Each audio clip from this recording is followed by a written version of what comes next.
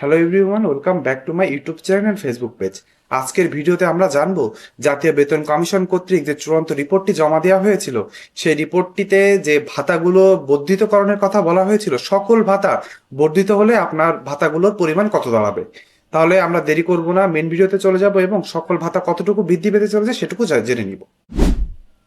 আমরা ভিডিওর মেন অংশে চলে এসেছি। ভিডিওর শুরু করার প্রথমে আপনাদেরকে বলে দিব যে এই রিপোর্টটি আপনাদেরকে, এই রিপোর্টের নিউজটির নিউজ লিঙ্কের কমেন্ট কিন্তু দেওয়া থাকবে আমার কমেন্ট বক্সে এবং ডিসক্রিপশন বক্সে। আপনাদের কারোর যদি মনে হয় যে এই নিউজের সত্যতা যাচাই করা প্রয়োজন, তারা কমেন্ট বক্সের লিঙ্কে চলে যাবেন। জাতীয় বেতন কমিশন কর্তৃক যে রিপোর্টটি জমা দেওয়া হয়েছিল 21শে জানুয়ারি, সেখানে কিন্তু নিউজ করা হয়েছিল যে এই সকল ভাতা কিন্তু বর্ধিত করা হবে। এখন আমরা হালি করে অনেক নিউজ পাচ্ছি, সেখানে বলা হচ্ছে আপনার বৈশাখী ভাতার কথা, সেখানে বলা হচ্ছে শিক্ষা সহায়ক ভাতার কথা, আরো বলা হচ্ছে টিফিন টিফিন ভাতার কথা। এই তিনটা ভাতা ছাড়াও কিন্তু অনেক ভাতা বর্ধিতকরণের কথা বলা হয়েছিল সেই সুপারিশে সকল ভাতা বর্ধিতকরণ সম্পর্কে কি কি বলা হয়েছে জেনে নিব এই ভিডিওতে। তাহলে চলুন আমরা দেরি না করে জেনে নিই কি কি ভাতায় কি কি বিষয়ে বর্ধিতকরণের কথা বলা হয়েছে। প্রথমে আমরা চলে এসেছি মেন নিউজে। এখানে বলা হয়েছে যে জাতীয় বেতন কমিশনের সরকারি চাকরিজীবী ও পেনশনভোগীদের জন্য নতুন পে স্কেলে বিভিন্ন ভাতা ও সুবিধা বাড়ানোর সুপারিশ করেছে জাতীয় বেতন কমিশন। এখানে বলা হয়েছে সন্তানদের শিক্ষা ভাতা যেটা বর্তমানে 500 টাকা রয়েছে, সেটাকে বাড়িয়ে 2000 টাকা করার প্রস্তাব দেওয়া হয়েছে। আপনারা খেয়াল করেছেন যে বিভিন্ন নিউজ পোর্টাল কিন্তু এখন নিউজ করা হচ্ছে যে সন্তানদের শিক্ষা সহায়ক ভাতা 1500 টাকা থেকে বাড়িয়ে 2000 টাকা করার কথা বলা হয়েছে। কিন্তু 2000 টাকা কিন্তু কোনো সরকারি কর্মকর্তা কর্মচারী পান না, তারা পান 500 টাকা হারে। আপনি এক সন্তান থাকলে 500 টাকা পাবেন এবং দুই সন্তান থাকলে 1000 টাকা, এবং তার উপরে সন্তান থাকলে আপনি 1000 টাকার উপরে পাবেন না। এভাবেই কিন্তু হিসাব করা হয়। কিন্তু বিভিন্ন নিউজ পোর্টালে কিন্তু এখান থেকে ভুল করে তারা নিউজ করছে যে 1500 টাকা থেকে 2000 টাকা করার কথা বলা হয়েছে, যেটা কোনো সময় সত্যি না। 500 টাকা থেকে 2000 টাকা করার সুপারিশ করা হয়েছে। তারপরে চলে আসবো 11 থেকে 20তম গ্রেডের কর্মচারীদের টিফিন ভাতা 200 টাকা থেকে বাড়িয়ে 1000 টাকা করার সুপারিশ করা হয়েছে। এটা আপনারা সকলে জেনে গিয়েছেন টিফিন ভাতার কথা। আর একটা হচ্ছে যেটা এখন নিউজ করা হচ্ছে যে বৈশাখী ভাতা মূল বেতনের 20% থেকে বাড়িয়ে 50% করার প্রস্তাবনা দেওয়া হয়েছে। এই তিনটা নিউজ কিন্তু আপনারা বারবার শুনছেন। এখন আমরা চলে আসবো যে আরো যে সকল ভাতা রয়েছে, শুধু এই তিনটা ভাতা তো আর নাই, অনেক ভাতা রয়েছে সরকারি চাকরিজীবীরা যারা পান। এখন এই সকল ভাতা সম্পর্কে আমরা জানবো এক এক করে।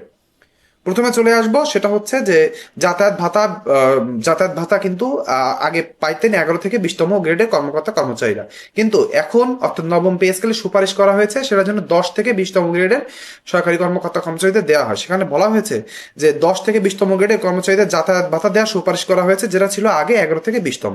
তারপরে চলে আসবো প্রতিবন্ধী সন্তানের জন্য মাসিক 2000 টাকার বিশেষ ভাতা প্রস্তাব দেওয়া হয়েছে, যা সর্বোচ্চ 2 সন্তানের জন্য প্রযোজ্য হবে। এটাও আপনারা শুনতে পেয়েছেন। পরে চলে আসবো মাসে 20,000 টাকার কম পেনশন পাওয়া ব্যক্তিদের পেনশন প্রায় 100% পরিমাণ বাড়ানোর সুপারিশ করা হয়েছে।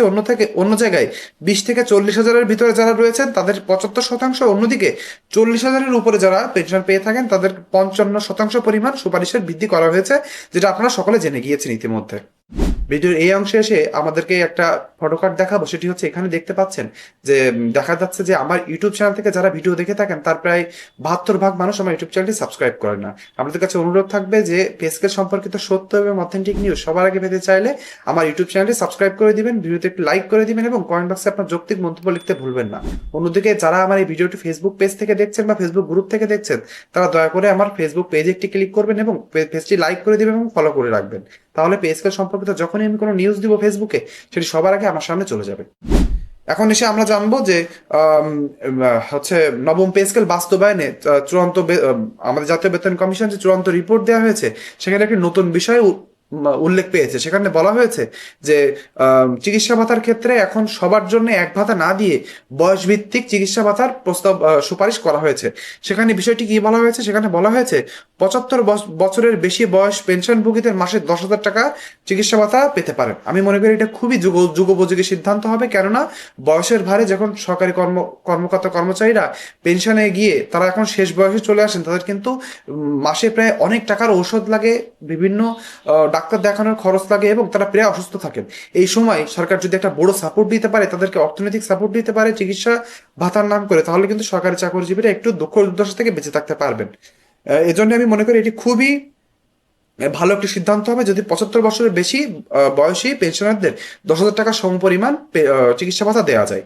আর বলা হয়েছে যে 55 থেকে 74 বছর বয়সীদের জন্য 8,000 টাকা চিকিৎসা ভাতার কথা প্রস্তাব করা হয়েছে। অন্যদিকে 55 বছরের কম বয়সীদের জন্য 5,000 এবং 40 বছর এবং তার কম থেকে 4,000-এর চিকিৎসা ভাতার প্রস্তাব দেওয়া হয়েছে। অর্থাৎ এভাবে কিন্তু একটি প্রস্তাবনা দেওয়া হয়েছে। আমি মনে করি এটা খুবই ভালো প্রস্তাবনা। আপনার কাছে কেমন মনে হচ্ছে অবশ্যই কমেন্ট বক্সে লিখে জানাবেন। এবার বিষয়টি হচ্ছে যে বাড়ি ভাড়ার ক্ষেত্রে নতুন পরিবর্তনের সুপারিশ করা হয়েছে। এখানে বাড়ি ভাড়ার বিষয়ে কোনো স্পষ্ট ধারণা দেওয়া হয়নি যে কত পার্সেন্ট বাড়তে পারে। এখানে একটি বিষয় বলা হয়েছে যে 11 থেকে 20তম গ্রেডের কর্মচারীদের বাড়ি ভাড়া তুলনামূলক বেশি হারে বাড়ানোর প্রস্তাবনা দেওয়া হয়েছে, কেননা তাদের বেসিকের পরিমাণ কিন্তু কম থাকে।